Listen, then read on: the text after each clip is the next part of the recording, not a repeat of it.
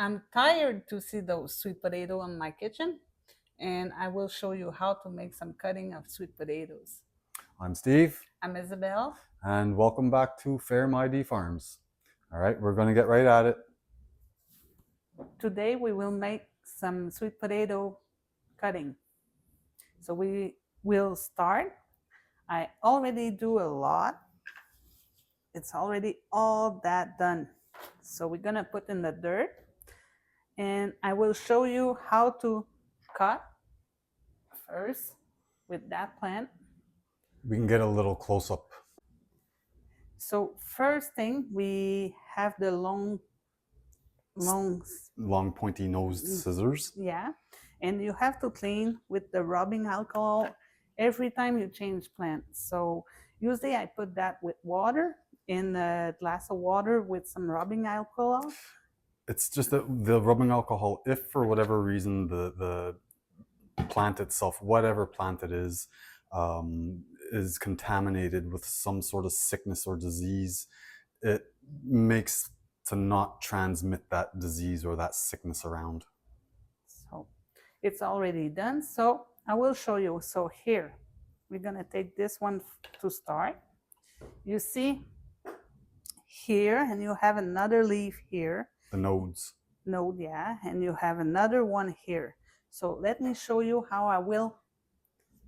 I'm gonna take this one and cut right here.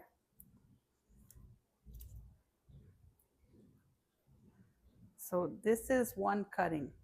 You can bring it back a little bit if you want, like you can cut it here.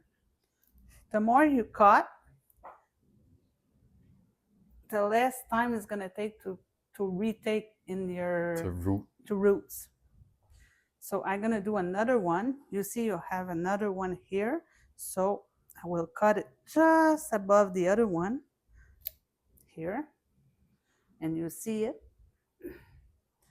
And I will recut it a little bit. Because you keep like right here. So I'm gonna show you the next branch.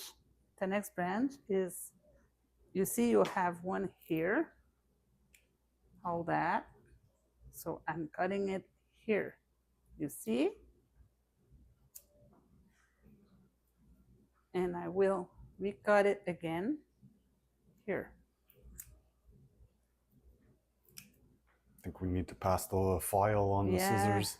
I need that. Or on the grinder or something. Whoops. I see another one here. I bring it down.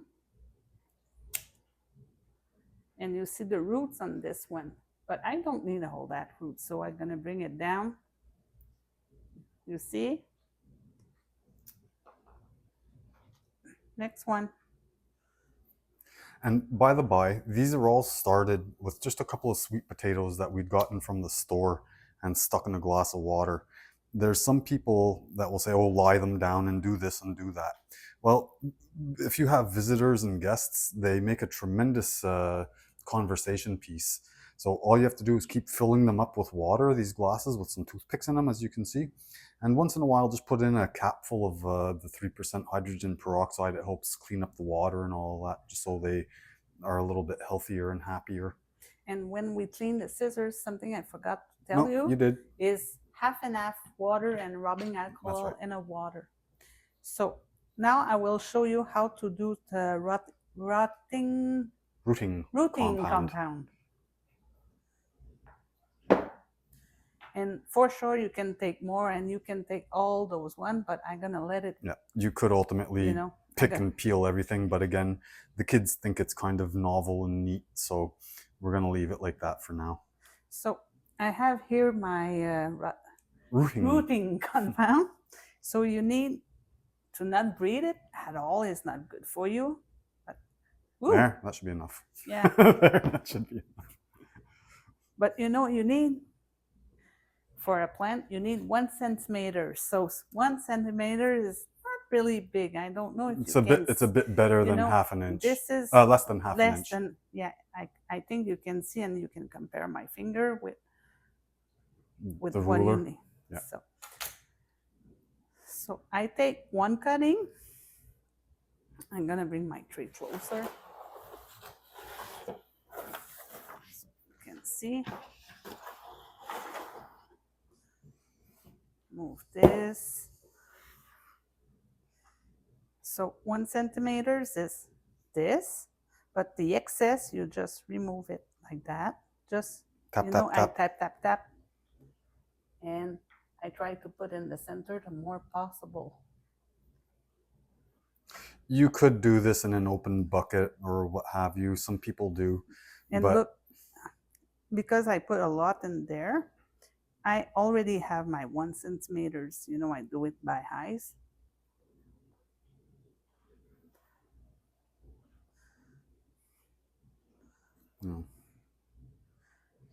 This is hours and hours and hours of entertainment and fun and smiles and laughs when we do this on a grander scale. Yeah. But we do a lot. But this process is pretty much the exact same thing for any herbaceous plant that you want to try to reproduce. But the sweet potato is so easy. Is the one of the easiest one to do. Yep. Even the one from the flowers, not just this one. It's easy. You can mostly do with water if you want, but this way it takes about. You're a lot more assured. Maybe 3 days. Yeah.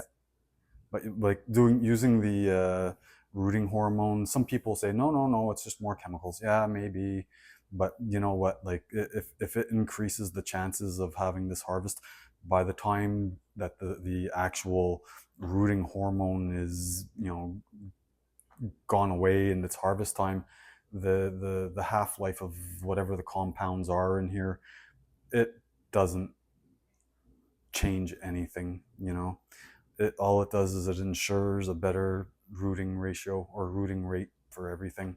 So you see how much we have already, how much plant we're gonna have, just to have 2 potatoes, and I'm not even done to do. Even show that one.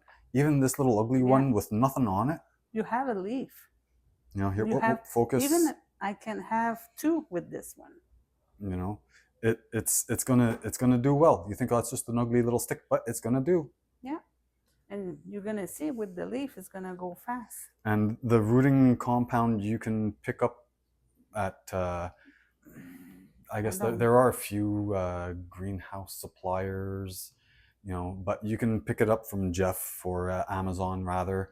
I don't know what their prices are on there. You can look around and find it in some of the gardening centers too. Like at some of the big box hardware stores and that.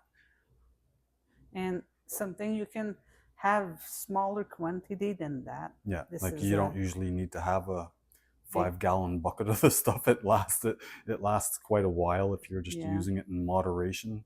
And it's gonna take years and years, but and after that, I'm not done to all do it. We'll but switch something to the is next, really important to do is to mist. So I will show you. I have a little bottle. A lot of this stuff can just be picked up at the dollar store. Yeah, you can just do that.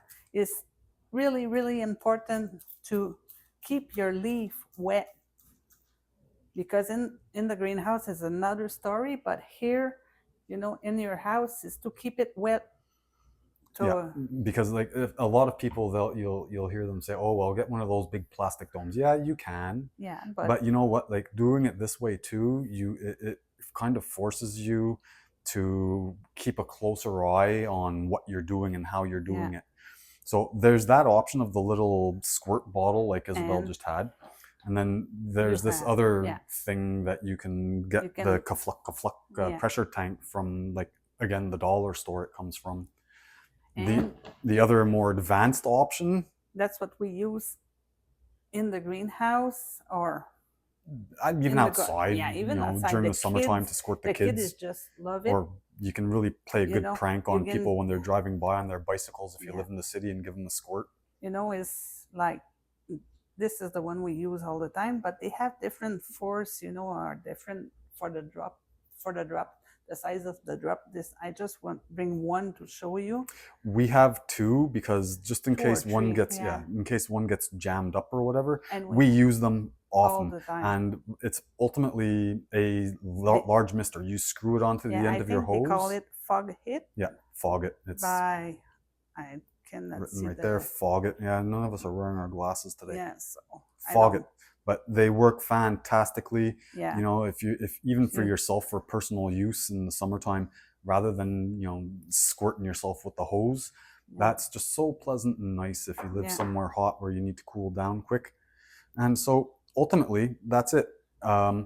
The cuttings, like Isabel said, it's better to check them at least that twice a day. And what is important too is when you do a cutting, don't wait too much time to do it because they come like soft. Yeah. If you have to wait and do something else, just wet a Scott towel and put it in between the Scott towel or journal or anything. Yeah, just to keep them damp and moist and happy. Because if they're just sitting out on the table or a counter like that, they will dry out and lose some of their virility. Yeah. To bring it back in life. So again, it's one of these things. It's not rocket science. It's really easy to do. You can just use a regular pair of scissors. Use what you have. Yeah, there are recipes on the interweb you can find for your own rooting compound. We've tried a couple. We can try it again in the future to show, but like we don't really find that it's all that effective. You're just as well off to throw your cuttings in a drink of water. But the wet one were good too. Yeah, the liquid compounds. The liquid, yeah, it's really good. This is of the two different. It's just more economical, to buy it in the powder because it's less processed, whatever. And also too, with the rooting compound, there's a whole bunch of different grades. Like this is for vegetative stuff. There's another compound that you can use on semi hardwood, and then there's another one that you can use on hardwood. Hardwood, it's really difficult to do, but like we'll use it on grapes, like to make cuttings for what are those? The blue Concord grapes. It works very well, but again, it's got its limits. So you see, I try to be. This one is start to be dry, but don't worry if you put some of the powder on the leaf. When you're gonna mist it, it's gonna go away. Yeah, you'll rinse it all off. Yeah. The other thing too about doing any of this is that they may turn really, really, really ugly. Don't give up on them right away.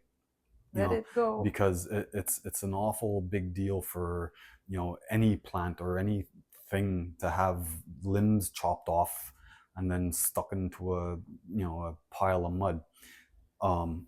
So give them the chance. They'll turn ugly. They will look horrible, and you're going to think, oh geez, just leave them alone. Give them their misting, at least once a day. The other thing is to touch the dirt and feel it. You'll feel it. It's a lot of it is just by touch. You don't want it wet, but you don't want it dry. So it's a touch and go kind of thing. And they can do it under the grow light too in the house. And just like that, I have 12, 24, 36, 37. Just like that, I have 37 plants. If you really wanted to, like she'd been through with a whole bunch of this already, but you could try to stick all of these in. You might get some luck, but for us, it's just not even worth the bother. Because we still have we still have another plant to do. A potato in the pot. The other thing is not to worry about killing them. Like we can't tell you how many thousands of cuttings and little plants and little germs that we've killed. It's all a part of the fun, That's the way it goes, and it does happen. It doesn't matter how many precautions you take. Sometimes it's just the simplest little thing. Sometimes it just happens, like it can be anything. And something I'm gonna do with those potatoes, I'm gonna put in dirt now. because after when we're done. Yeah, Because we're gonna wait for now because like it's snowing now. We're in the middle of April and it's like a blizzard outside. yeah, but they're done with the. It's gonna be in dirt in the house. Okay. In a pot. So. Okay, so we'll close it up there, and we say thank you. We say thank you for your patience, your time. If you could, please subscribe. So bye. See you next time.